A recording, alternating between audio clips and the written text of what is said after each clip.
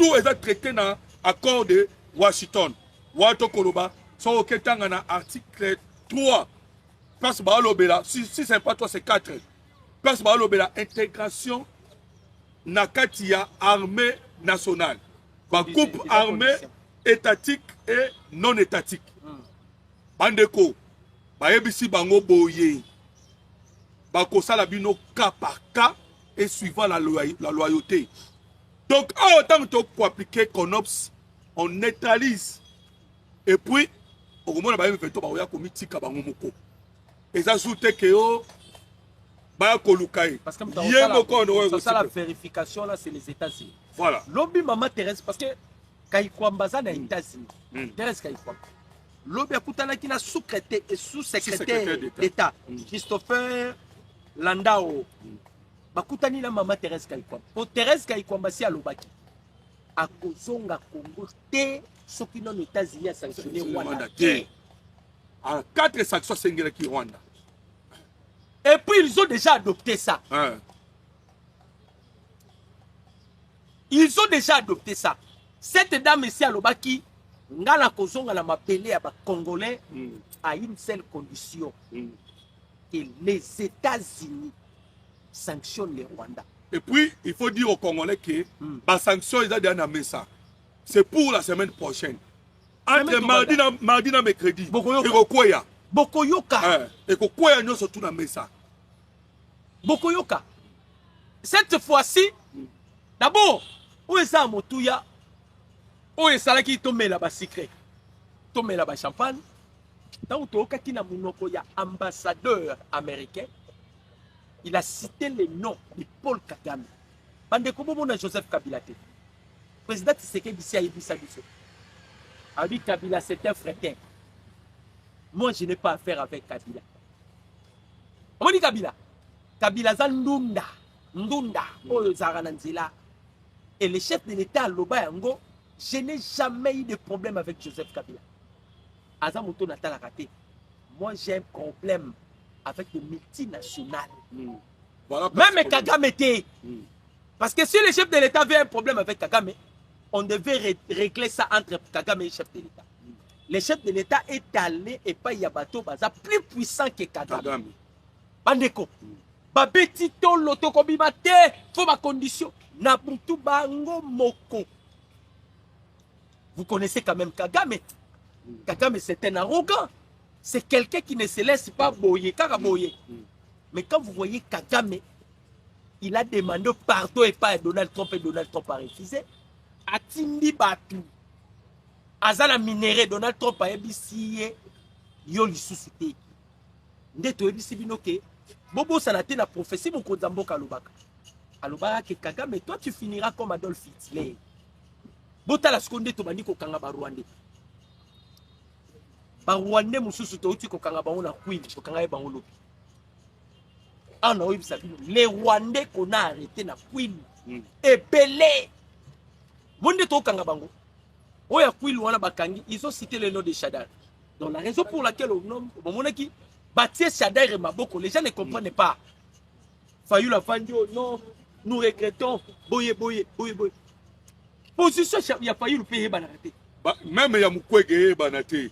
Tu sais que des embrouillé bango complètement. Baza ko panzana. Embrouillé. Moment du politique mon Kozambo ka memi sikoyo. Et embrouillé bango complètement. Mais ndeko docteur obosani elongo moko pona Maman Thérèse Kaïkwamba. Bandeko na kosenga na bino na ba commentaire. En tout cas bokoma. Pour féliciter maman. Félicitations à Maman Thérèse Kaïkwamba. Ndenge boyoki que azana États-Unis d'Amérique. Alobi akozonga te. Les Africains. Les sanctions, ils ont préparé. Ils ont déjà dans ça. On appelle ça déjà Rwanda embargo des armes. Pourquoi on appelle ça embargo des armes? Parce que les Américains ont la stratégie. Ils vont bloquer le Rwanda et jusqu'aux opposants. On a qui dit que Kozamboka na ba mikole kanaki azwaka mwana ya Juvenal Abiyarimana. Bazala kinayi. Bandeko, c'est comme ça, c'est pas sa politique. Donald Trump n'a pas pouvoir na yambala oyo. alobaki 4 présidents il faut bakweya omoni vie Sassou oyo ngambu ye pa bakweya Museveni Paul Kagame baprésident na nyonso oyo baparticipe na neutralisation oyo baparticipe na déstabilisation ya est ya République démocratique bakweya.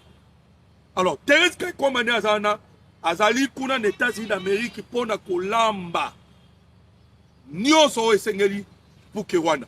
Donc ndenge Kagame aleli elongo na bamafia na ye bana États-Unis d'Amérique, Trump déjà dit non. Donc sanction ezokwea après action militaire sikoyo na terrain.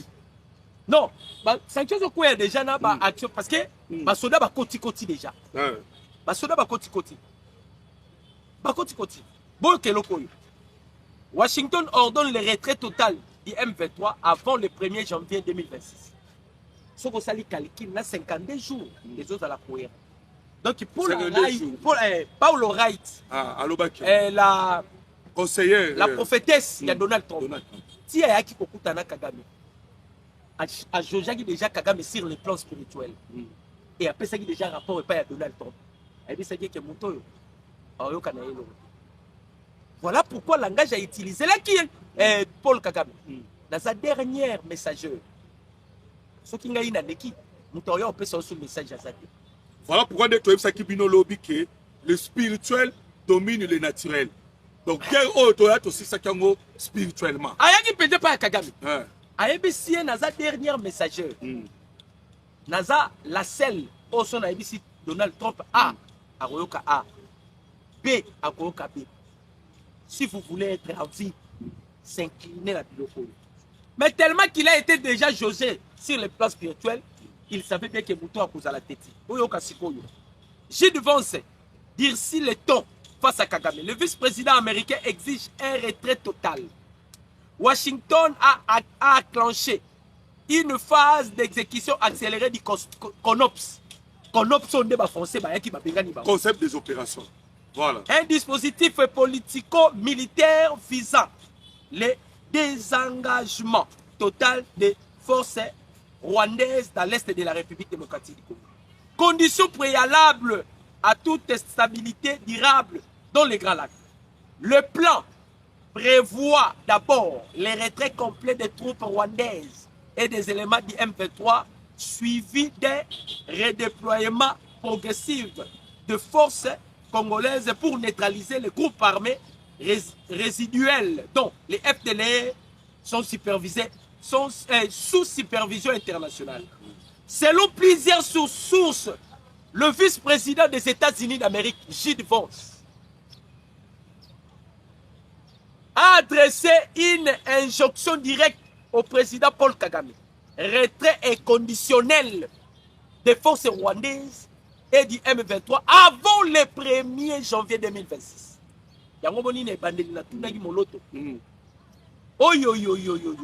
Daniel Safo, tu vas aller vivre à Kigali pour rien. Mbongo pas à la mbongo te. En exil à Kokokate. Ah, la zone barabino n'a pas franc qui vient baoler là. Au monde que la guerre est aussi son cas diplomatiquement. Le président Tshisekedi avait très bien compris. Voilà. Aokende, ososo ngana onde kona. Voilà. Ayebisi Paul Kagame. Bimi sabatuna yo. Ayebisi Kagame passer de ces délais. Toute présence militaire rwandaise en RDC sera considérée par Washington comme une menace directe à la paix régionale. Ce qui est date wana l'équipe. Bana wana armée numérique wana bafandi sou babika ki ba Rwandais bazana est Kagame okomona. Donc vous êtes une menace pour les États-Unis. Et États-Unis sera commis qu'on comprendre déjà mon menace pour naé. Aoumi ça a été pour na ko écraser. Yango moni na ndeko mitu na ba question na est-ce que Kagame oyo va kokoti ça janvier? Je me posais la question. Kabila porté disparu. Aki na koma kimi place à Zezoé banate. Nanga zolu Kabila asomona été. Toyebisa kibino que les États-Unis d'Amérique a aussi sa guerre oyo ndenge balobaki yango ba ko appliquer tous les moyens possibles. So on dit bien au mona langage américain changé. Ne bandeli babanda kolobaki non. Toko utiliser ba moyens diplomatiques et ça les moyens économiques. bakomi direct. Mais ah, sikoyo babi tous les moyens. Parce que Kagame devient maintenant un danger ndengo yoka. Un danger pourquoi? Il faut connaître que les États-Unis d'Amérique qui menacé. Menacé na groupe babenga BRICS. Bagenda basangana bango nyonso, bateleme la dollar, ba dédollariser dollar. Voilà. Côté européen ba chinois, basi ba mataki mutu parce que ndenge ndeko Dr Lobi, les Américains ba koluka, Hippolyte Kanambe alliance Joseph Kabila partout. Si aujourd'hui les États-Unis d'Amérique se retrouvent faibles face à la Chine, il a faute à Kabila. Alors, mais qu'est-ce qu'on va faire là? Bah, la course à la montre. Von Baten a révélé qui déjà? Avec Kagame, le système OASA na ouvira, et Ali Aluka a gagné temps, peut-être. Pour l'élection primaire. Ah, bah, élection, il y a mi-mandat. Mi-mandat aux États-Unis d'Amérique. Mais, ils appellent Moussika. Parce que, ils ont calcul. Voilà. Ils ont mi-mandat, peut-être les démocrates, voilà. Ceux qui sont démocrates, ils vont bloquer tous les résolutions. Voilà. Parce que, quand le président travaille aussi avec les sénateurs, alors, Kagame a la paix. Papa, nous sommes la fonction monde. Il y a montre. Les Américains vont observer Kaka montre. Parce qu'ils savent bien 2026, Kagame a utilisé les moyens. Il y a un moment où j'ai devant Salobi, c'est le 1er janvier 2025. Tu as besoin de comment nanité na kati ba soda na hotel na kati ba RDF. Faut bango tout ba bibalibanda. Bango tout faut ba bibalibanda. Maintenant quand à Joseph Kabila oh, Kimi, Bobo Sanate a joué qui déjà nationalité à Swaziland. Oui. Swaziland. Voilà. Maintenant, Atiki Bananga na kati ya Isanga. Kabila Kimi Atiki Nanga na kati ya Isanga. Zobo tozana epe maladie faut qui se disent katanga. Comment yo mutozo ki mambula na kati ya Ibale? Nani Shadar nani? Non, Shadar ité tombé teli sur la Shadar. Na solo bela Daniel Safou. Kabila qui fuit déjà. Azala nini te o ni Rwanda te Akimi Kabila Kimi parce que Kabila savent bien déjà que le plan américain va salir ceux qui n'a s'entêté je serai le premier à être ayebi yango ona ba oyo bomona ki bakotaki nini Kalemi Kolwezi ils ont fait déjà entrer par équipe d'avance mutarobi makula zali pour votre information ya kikucha de akutu baspa baba ni baloti bango awa pe tozalaki na ba rebelle Shadari rebelle mona na rebelle bandi na okanga ba bazo mi déjà bazo kanga pe obemina ku kala mingi te voilà kala mingi te ba okanga obemina ça dit bato nyoso bomonaki ba kotaki wana personne ne sortira vivant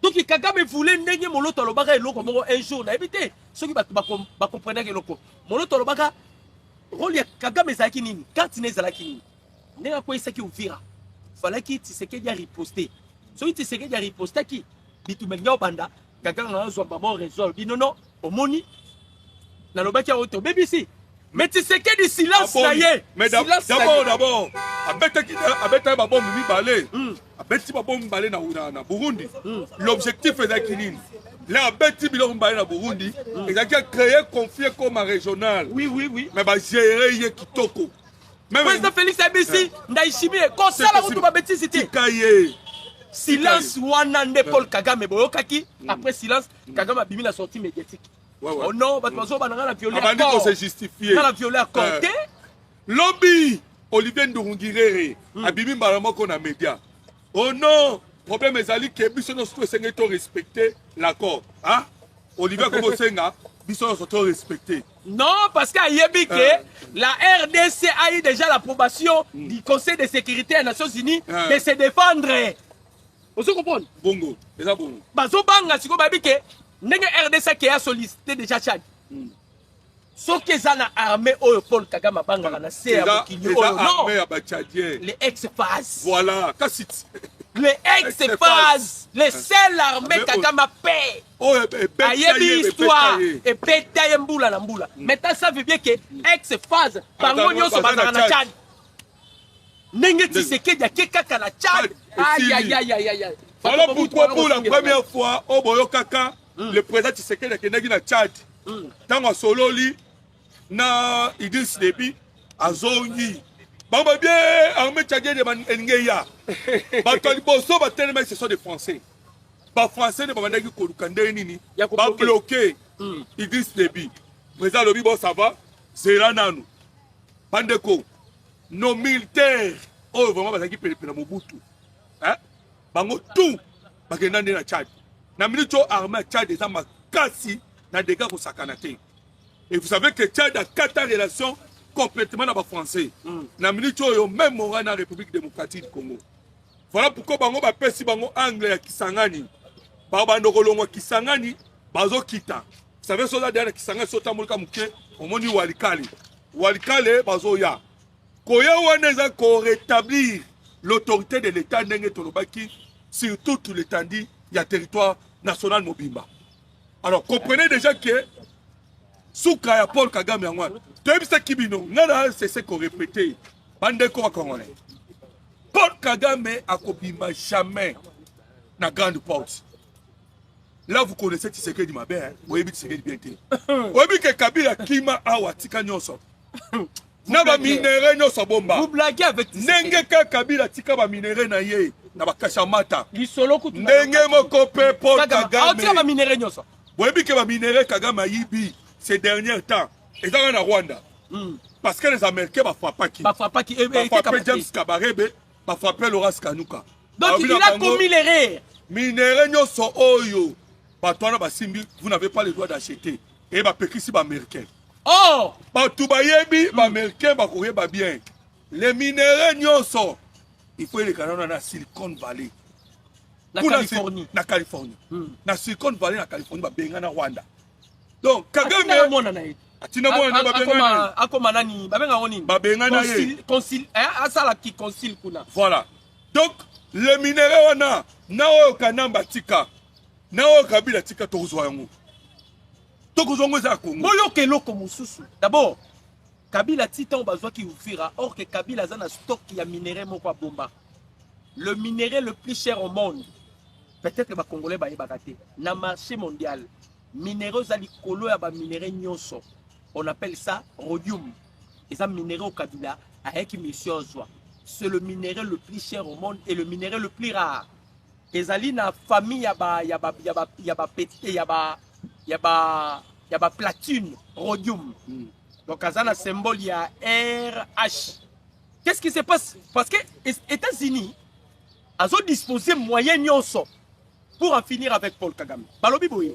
La réaction des États-Unis, Joseph Svik Soto a souligné le rôle que les États-Unis peuvent jouer en déployant des capacités IRS, satellites et des drones pour surveiller les mouvements des troupes et les communications sur le terrain, identifier les violations en temps réel et tenir les acteurs responsables de leurs actes.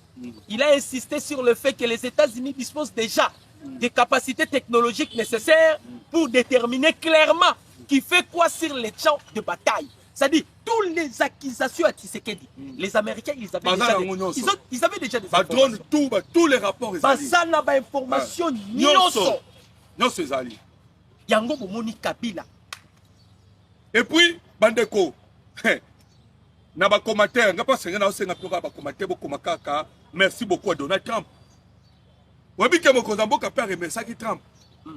Awa guerre ozo sila ndenge sila kate. Ezo sila ndenge mususu. Tous les responsables, il y a des crimes, il y a des atrocités, seront poursuivis. Na Daniel Safou.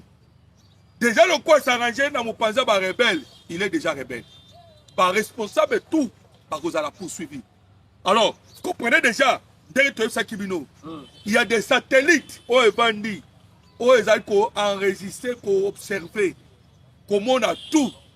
Alors, il y a que na Est, on va tout appliquer, tous les satellites, pour nous les retraits. Donc, même satellites, ils ont enregistré, puis ils ont retrait, il y a un militaire qui est dans le Congolais. Donc, bandeko ba Congolais, tout maintenant lisolo ya ba ope tozala bango o ba okanga bango. Boka Ndeko le bien article mon toi si ça. Moloto analyse. Silisa analyse. Loba kota. Déjà. Akozonga na ye. Wote lelo na lobi mingi te na tiki moloto analyser. Tozobeta li solo moko boye. Américain ba imposé pa ya Kagame na eloko moko bato ebele bazoyeba te. Nayebi si Kagame apimisa y compris na bato yo ba collaboraka na c'est-à-dire na Congo awa. Bato nyonso baza ba branche ya Kigali. Les Américains ont toutes les informations. Yango moni babane ko kangana no Shaddai. Lobi bakangaki mwana na ye. Liste za moulaï. Vous voyez que le PPRD baza déjà affaibli, baza neutralisé. Même ma moupe na biso yo. Ma colonna bango komi moko na kati. Moko libanda prison. Ma moupe obozo mo. Okanga bango. Okanga bango. Okanga bango. Par rapport à Makambo Babimisaki Kagame, c'est un président exceptionnel. Toujours quoi admirer. Toujours quoi admirer Donald Trump. Et pardon, Kagame. Paul Kagame. Vous admirez un criminel que les États-Unis a toutes les informations. Dans le niveau ya bamoupe au tosala bango. Mais na lo bananga mabe po na mbongo, azobenga nga pe na téléphone, je vais te poursuivre. Toi tu es malade. Yo vraiment OK. Bandeko, nous parlons de faits. En Bongo na Rwanda, le baki j'admire Paul Kagame. C'est qu'en Bongo, c'est un criminel. Mais ça m'a fait grave. Et ça m'a fait grave. Yo admiré un criminel. Un criminel. Confirmé par les États-Unis d'Amérique. Amérique, nous avons les informations que c'est Paul Kagame. Ils ont reconnu. Sans compter par rapport à l'expert des Nations Unies. Bandeko, il faut que l'on place ses alliés, on doit arrêter un Bongo. C'est un bon. Ça, c'est un crime. C'est quoi supérieur? Il y en a ça. C'est normalité. Mobuto Kimisara Malula, non? Mais oui. Mobuto Kimisara Malula. Mais quand on a net au royaume comme à propos, il y a un Bongo avec Paul Kagame. Et on va te poursuivre. Yo, un Bongo poursuivre un Bongo. Mboko Tshisekedi est président.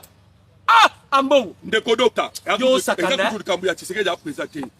Tozwaka maloba ya mbongo. Yo za mutukutu ba kanga yo mbongo yo. Ozi maloba muteba maloba boye. So Tshisekedi a simbi constitution moto kopela. Mais lui l'équipe aloba ke moto epela. Est-ce que ça a des sens? Oh Joseph Kabila simba constitution. Bo pesa moto tepoani. Alors vous comprenez que batouana ba koma c'est quoi que baza même likolo ya mboka. Boza likolo mboka. Le problème est ça boye. Ba mbongo baza ba M23 mais en soutane. C'est-à-dire, Bambongo, quand on va na Est, comme Bango sont des vampires, Baba vampire, il vit avec des sangs, Bambongo. Et puis ça va Bango pouvoir. Pour ça, la Bango est Zalaki, Bakufaka. Ce sont des satanistes en Bongouana, représentants légaux Yabayem 23. Et je vous dirai la vérité, peut-être que vous secret au thé. Chitiago Manabukavu. C'est un bon aussi, un bon dans la carte. Oui, bien, à Kenda réunion à Saint-Pédium, na Rwanda, à commis na Rwanda. Donc on a dit que d'abord qui dialogue, un bon après c'est bon mécanisme, non, bon mais quand vous frappez à bon mana beaucoup ta, sur beaucoup et que nous satisfait et c'est que va accepter un dialogue. Kolongwa na mbongo na Rwanda ko songa ne bo ba bon mana beaucoup ya. Après Muteba Kekuna. Naba sole tout baké na Bukavu. Bafandi ba seka. Normalement ce sont des gens qu'on doit arrêter. Ndeko, 10 000 morts. On doit les arrêter. Yo seka bananga. C'est une question que je vous pose, peuple congolais. Non, vous posez une question. Vous savez que l'Ukraine et la Russie, tout à la guerre, avez-vous vu déjà un prêtre ukrainien qui pour célébrer messe na Russie, ou bien un prêtre qui quitte Russie pour aller célébrer une messe na Ukraine? D'ailleurs, prêtre rwandais, azolo ba masisi ya bango, uturu ya bango, wana ba prêtre rwandais. Un prêtre yora sibiloko ambongo saka na Congo. Akosa wana mboka msusu. Et plutôt qu'elle n'est plus loin, récemment ou à sortie médiatique, tu sais que dit Sokyo Sali dialogue T, n'a pas dialogue calculé nos osala. Le pire va arriver. Mais lorsque les États-Unis ont donné l'ordre, où est le pire? Bango baloba qui sans dialogue, crise est aussi la tête. Mais les États-Unis ont parlé, crise est aussi là, parce bima. Est-ce qu'on a procédé à un dialogue? Toi, on a bino na maboku bambo, bozela. Bauta ko yiba dans 25 millions non. bapesa ye bango 40 millions jusque lelo bareponda te bayiba 25 millions bongo ya badiocese bapesa bango ti lelo bayiba 25 millions Chole ayiba Ambongo ayiba Fulgence Bouteba na musu muyiba Eric Senga ya SCC ye pa ye okota na COP ye pa koti na COP. est-ce que c'est normal miyibi bango nyonso bandeko bakongole nous devons parler parce que basango wana baosala ngona baoloba makambo wana en public bazobanga te baosala makambo wana en public bazobanga te bazokonsorcele pepe et laissez-nous vous dire la vérité bandeko bakongole sachez-le bien que biloko ya mbongo azosala na basholi ezali nde batia biso kaka toujours toza na boumbu ya bawande surtout dialogue na bango wana ils sont clairs na dialogue na bango wana baza na posa nini le M23 baya bakota na bainstitution ndeko moko amekaka kotunanga question abi mais bongo bino na do bosala nini ndeko oza informé te nous vous disons la vérité na do wakuna Tshisekedi apalola bango kaka boye abalusa bango abalola bango posa Tshisekedi deya sa otena c'était tokenda Paul Kagame tosigné na Washington le quoi tosigné deya na Washington esila alobaki yango avant signature à Washington les M23 alobaki na bango cette fois-ci pas de mixage pas de brassage omata okita ezate et ce que Ambongo akosala na Chole c'est le mixage et le brassage pour ça na bango ngwana mais awa babi mixage ate brassage ezate et là on va partager pouvoir na Rwanda mais ça ne se fera pas ba auto créer diversion je pense que Hollanda qui diversion ba auto créer lobby o basango ya Rwanda ya Burundi na RDC ba appel au dialogue mais pourquoi basango ba mboka wana nyonso tout ba appela ki teke calme kota ba victime ezate bien ba saki dénonciation ya tuerie o ya 500 congolais ba kufa bandeko faut pas jouer avec les morts hein. Ah ba ko sangana ba mort ya ba congolais et nous ne pouvons pas accepter cela ouais toi na média pour nous défendre mboka petoloba oh non c'est que ça contre le pays autre oui otikate donc ba to ba mbongo ils doivent vraiment être interpellés baba super puissanté Ambongo doit être interpellé Chole Muteba ba to essayer ba interpeller ba bandeko ba congolais nazo informer bino na sidi ya Rwanda na sidi na bango ya Rwanda il y a eu des attaques salami na tongo lelo na sidi ya Rwanda oyebi déjà Paul Kagame uzosuka et je parie que eza ba route na lobi bien na sidi ya Rwanda biso to lobi ba papa na ye moko ba américain lokola ba décider ba longola na pouvoir biso to tala kala miso. Mais nous allons nous en charger avec l'église catholique. Non, pas l'église catholique, avec les individus. Parce que Batouana ne va pas salir l'image de l'église catholique. Mais quand on rappelle l'église catholique, et l'on l'a rabangoté. Non, est-ce que Bakoti ça déjà l'être que Baba est excommunié bango? Il faut que tu sais qu'il y a comme Mukanda. C'est là où nous disons excommunié.